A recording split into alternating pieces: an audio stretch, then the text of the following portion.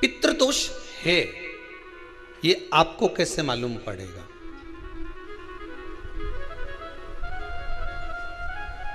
पितृ भूखे हैं इसका तो वर्णन हमने पहले कर दिया कि रात्रि को जब आप सोने के बाद में 1-1.5 घंटे बाद अगर आपकी नींद खुल जाए, 1 घंटा 1.5 घंटा आप सो लिए, उसके बाद जो नींद खुली तो 1-1.5 घंटे तक अगर आपको नींद नहीं आ रही है, रात्रि को सोने के बाद में 1 घंटे बाद जब उठे तो आपको प्यास लग गई, भूख लगने लगी, प्यास लगने लगी कि मेरे को पानी पीना पड़ेगा, घबराहट हो रही, पानी पीना पड़ेगा। 1-1.5 घंटे सोने के बाद अचानक नींद खुले और आपको प्यास लगे, समझ लेना आपके पितृ भूखे हैं और प्यास है।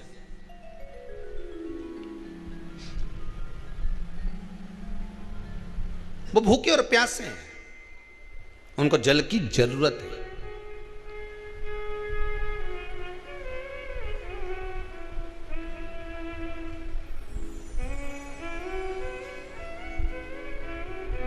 किसी भी नदी में, सरोवर में, कुंड में, बावड़ी में, तालाब में, आप तीर्थ में जाकर जब स्नान करते हैं तो स्नान करने के बाद एक काम का नियम बना लो कि अपने हाथ की अंजलि में जल लेकर अपने पूर्वजों को देना। प्यासे रहते हैं, भाग मांगते हैं।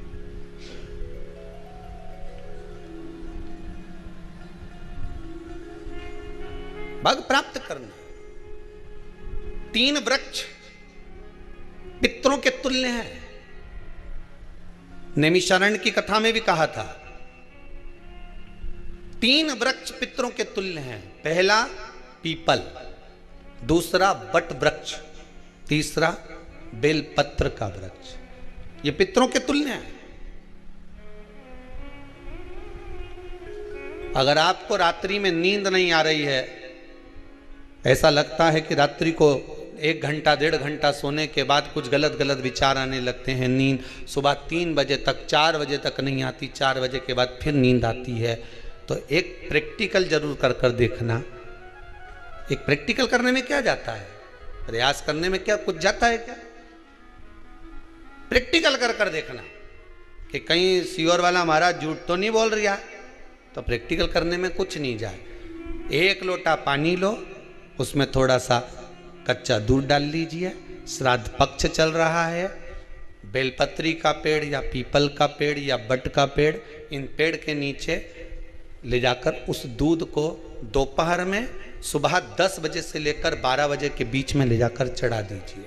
रात्रि को फिर ना आपको प्यास लगेगी ना भूख लगेगी, नींद एक बार लगी तो सुबह ही खुलेगी। प्रैक्टिकल करने में क्या जाता है? पानी डालने में तुम्हारा कुछ जाएगा? अरे बोलो तो सरी, हमें 10 रुपया का दूध जरूर उसमें, और तुम इतनी चतुर हो, इतना सारा दूध थोड़ी डालोगी, तो 2 चूल्हे डालोगे। कहाँ तुम इतना डालने वाली हो है?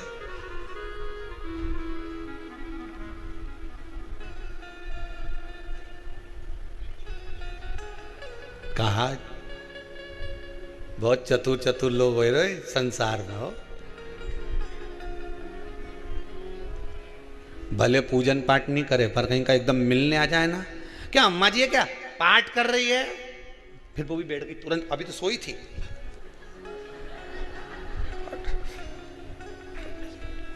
तुरंत। क्या पंडित जी हैं क्या, उनसे थोड़ा काम है, अभी माला जप रहे हैं, मालूम पड़े पंडित जी तो आराम से सेव फल खा रहे थे। अब प्लेट सोफा के नीचे घुसे तुरंत।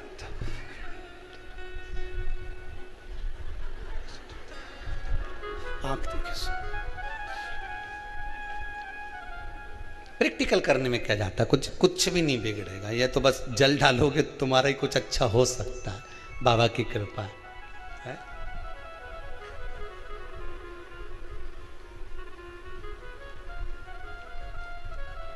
तीन वृक्ष पितरों के तुल्य हैं। पहला जम के बोलिए पीपल, दूसरा बट वृक्ष, तीसरा बेलपत्री का वृक्ष। तीनों पीपल के वृक्ष में 52,000 ब्राह्मण एक साथ निवास करते हैं, इसलिए पितृतुल्य है। बट वृक्ष ब्रह्मा जी के मस्तक से बना, इसलिए पितृतुल्य है।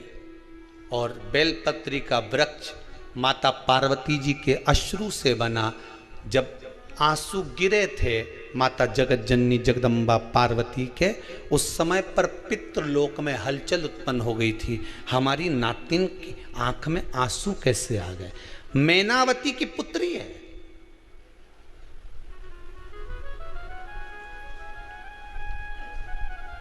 पितरों की नातिन, इसकी अश्रु कैसे गिर गए?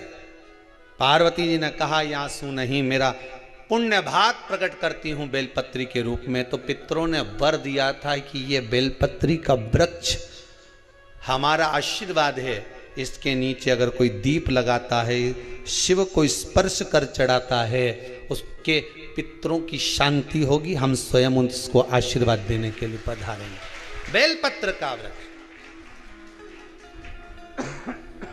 पितृतुल्य।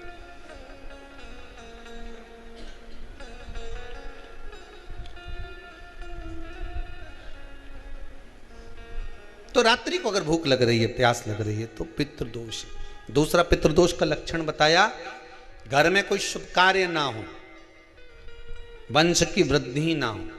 1 रुपये कमाओ, 1.25 रुपये खर्च हो रहे हैं, पैसा 10 जगह से कमाई आ रही है पर घर में टिक नहीं पा रही है, आया गया, पितृदोष है। जरा सी कटोरी पड़ी है, उसके पीछे विवाद चालू हो जाए, पानी ढुल गया उसके पीछे विवाद हो जाए, या छोटी छोटी बात में घर में क्लेश मचा हुआ है, पितृदोष है। समझ लो हमारे पूर्वज हमसे खुश नहीं है, प्रसन्न नहीं। कोई कहता है गुरुजी श्राद्ध बड़े बेटे को करना चाहिए कि छोटे को करना चाहिए? शिव महापुराण की कथा कहती है, अगर जायदाद का पूरा हिस्सा बड़े ने लिया हो और तुमने अपनी माता का दूध ना पिया हो तो एक ही को कर लेने दो। अगर माता का दूध पिया है और अगर एक अंगूठी भी ली है, जरा सा एक कपड़ा भी अगर सास का लिया है, तो श्राद्ध तो तुझे करना ही पड़ेगा, करना ही पड़ेगा। तूने मेरा दूध पिया है तो बिल्कुल जम के तो बोलो। अगर तुमने उनका कुछ खाया है तो अब एक काम और हो सकता है, गुरुजी वो श्राद्ध अगर हम नहीं करें और बड़े भैया करें और हम उन्हीं के यहाँ चले जाएं तो चले जा, मना कौन कर रहा है? पूड़ी का तेल तू ले जा, खीर का दूध 2 थैली तू खरीद के ले जा। जितना वहां वो सेवा करे उतनी सेवा तुम करो। गलत है क्या? जायदाद का भी तो हिस्सा किया था। सुई की नोक के बराबर नहीं दुआ ने, ईंट इधर खसकी है तो हमारी इधर खसका दीजिए। हमारी बसियत में इतना लिखा है तो फिर बसियत में ये भी लिख के जाना चाहिए था। मैं तो क्यों सबके, तुम डरो मत ही रहे एक भी। जब छोरा छोरी के जब सब सामान, प्रॉपर्टी दो ना, जमीन दो ना, जायदाद दो ना, सारा सामान छोरा छोरी के दो, तो उनके लिख के भी जाओ कि हमारी श्राद्ध कर दे अच्छे से, नहीं तो भूतड़ी बन के सताऊंगी। देखिए श्राद्ध करो। कितना दिया तुमको? बोलो ईमानदारी से बोलना, कितना दिया? ढेरों। और एक बात बहुत अच्छे से कहूंगा, आप लोगों के जीवन में उतरे। अगर मायके में भाई, मायके में भाभी, मायके के लोग अगर आपके माँ बाप का श्राद्ध नहीं करते हैं तो बेटी भी अपने माता पिता का श्राद्ध कर सकती है। उसने भी दूध पिया है अपने माता पिता का, पर वो श्राद्ध का भोजन कौन कराएगा? बेटी का पुत्र हो, बेटी की पुत्री हो, वो कराए। और नाम वो नाना नानी का ले ले, करे। अगर वो नहीं कर रहे हैं, वो नहीं संभालते, वो नहीं जानते, तो आप करो तो करे। 2 भाग होते हैं। जब एक रोटी गाय के मुख में दी जाती है गाय के मुख में जब हम रोटी देते हैं, एक रोटी जब देते हैं, या तो गाय के मुख में 16 श्राद्ध में जब रोटी देते हैं तो रोटी को बीच में से तोड़कर, रोटी का जो भाग होता है उसको, मतलब ऊपर से फुलका का परत नहीं निकालना है, रोटी जो सीधी सीधी है ना, जैसे ये रोटी है तो इसको बीच में से तोड़ लिया, 2 भाग विभाजित कर लिया, नीचे वाले भाग में भी थोड़ा सा गुड़ शक्कर रख लिया, ऊपर वाले भाग में भी गुड़ शक्कर रख लिया, एक के ऊपर एक रोटी को रख लिया, वो गाय को दी। तो अपन श्राद्ध पक्ष में 2 पूड़ी का प्रमाण है कि गाय को 2 रोटी दी जाती है, कुत्ता को 2 रोटी दी जाती है। 2 पूड़ी रख के देते, देते आप लोग तो देते होगे, 2 पूड़ी के ऊपर पूड़ी रखकर, थोड़ा सा मीठा रखकर, नमकीन रखकर, कुत्ते को भी देते, 2 पूड़ी तोड़कर कागा को भी देते। 2 पूड़ी का प्रमाण कहाँ से आया? 2 भाग रोटी के टुकड़े का प्रमाण कहां से आया? श्राद्ध पक्ष में ही ऐसा क्यों किया जाता है? बाकी के समय पर तो कोई ऐसा 2 पूड़ी का प्रमाण ही नहीं, पर श्राद्ध पक्ष में ये क्यों कहा जाता है कि पूड़ी के ऊपर पूड़ी रख दे, उसमें मीठा रख दे, खीर शक्कर रख दे, गाय को दिया, कुत्ते को दिया, कागा को दिया, ऐसे क्यों कहा जाता है? उसका कारण क्या होता है? उसका केवल एक कारण है, जो नारी ने भोजन का निर्माण करा है, जो घर की बहू भोजन बनाई है, जो घर की बेटी ने भोजन बनाया है, घर की माता ने भोजन बनाया है। महाराज, पिता पुरुष एक कुल को तारता है, बेटी 2 कुल को तारती है। जब श्राद्ध पक्ष में 2 भाग रोटी के कर कर गाय को देती है तो 1 भाग तो उसके ससुराल वालों को मिलता है।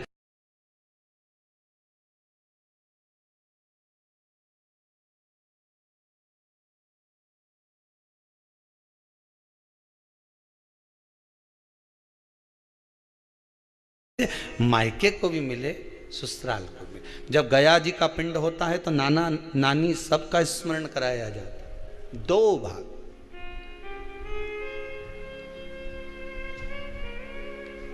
पुण्यता प्राप्त। अब लोगों को मालूम तो है नहीं कि 2 पूड़ी क्यों रखते हैं, उसका कारण वर्णित है शास्त्रों। दोनों पक्ष तारने के लिए, दोनों पक्ष का स्मरण कराने के लिए। महाराज, बिंदु प्रेत योनि में पड़ा, चंचुला देवी उनके मोक्ष का प्रयोजन कर रही है, प्रयास कर रही। क्या करा जाए कि इनको मोक्ष मिल जाए? कहा शिव महापुराण की कथा। पार्वती मैया की सहेली बन गई और पार्वती मैया ने शिव महापुराण में प्रेत योनि से मुक्त होने के लिए कहा, तुम रुका जी के यहाँ जाओ, देवऋषि नारद के पास जाओ। नारद जी ने तुमरुका जी के पास भेज दिया। क्यों? नारद जी जानते हैं मैं कथा नहीं कह सकता, मैं कथा सुन सकता हूं पर कह नहीं सकता। कहने के लिए मुझे बैठना पड़ेगा, सुनने के लिए हो सकता है कि मैं चले जाऊं, वापिस आकर बैठ जाऊं।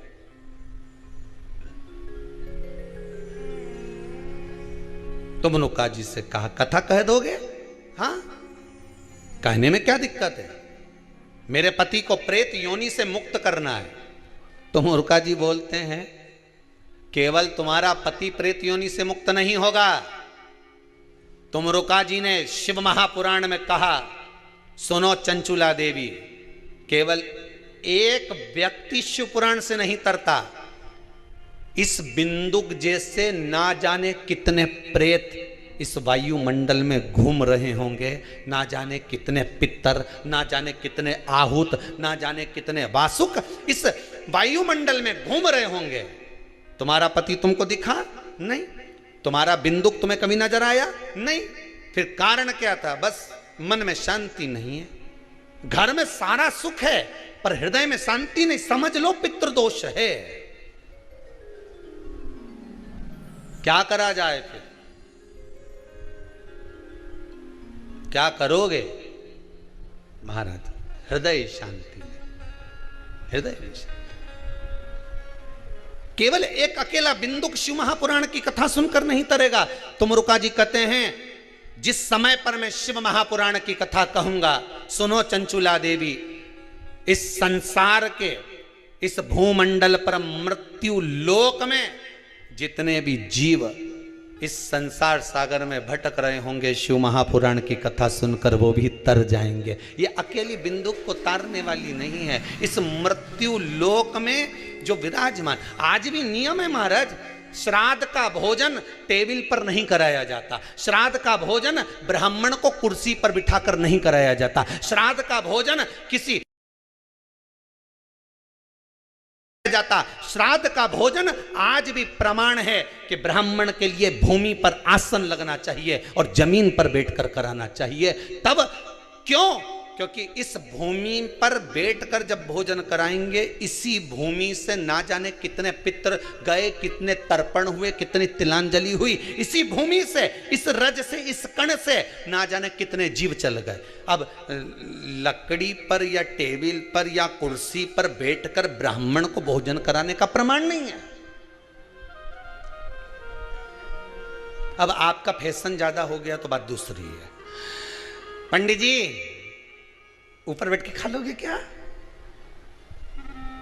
पंडित जी तो बोल देंगे अच्छा है खिला दो।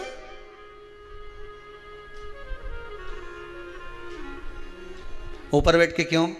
वो झुकने में थोड़ी सी कमर लचक जाए, क्योंकि खीर परसेगी तो झुकना पड़ेगा।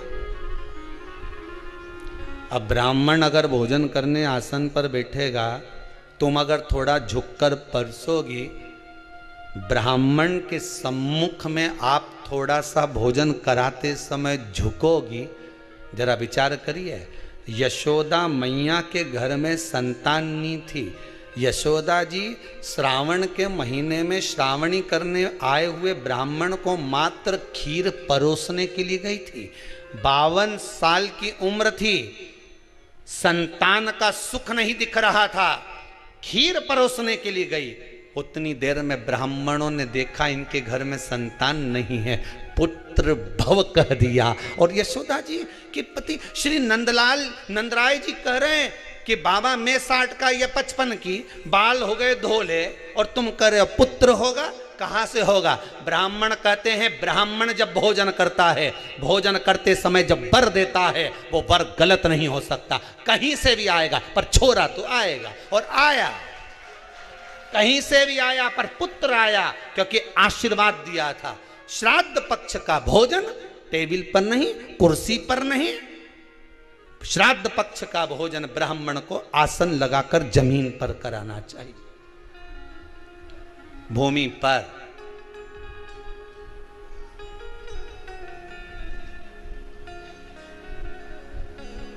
अब आजकल के ब्राह्मण भी थोड़े नीचे,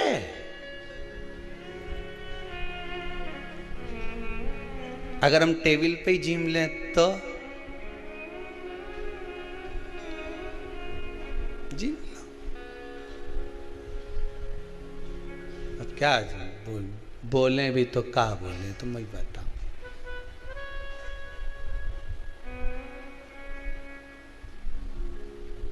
थोड़ा सा भाग भूमि का हो महाराज। तर्पण तिलांजलि सब भूमि पर। हम तो जो जजमान हवन करने के लिए भी जो जजमान लोग नाम लिखाए हैं पितरों के लिए, तो हम उनको भी कहते हैं कि कुर्सी पर बैठकर आहुति छोड़ने से अच्छा है आप बैठो मनानी पर, पहले सबसे पहले भूमि पर 10 मिनट बैठो, पर बैठकर आहुति छोड़ो। उसके बाद भले आप स्टूल लगाओ, कुर्सी लगाओ, आपकी मर्जी, पर 10 मिनट 5 मिनट तो आप भूमि पर बैठो उन जीवों के लिए, उन जीवों के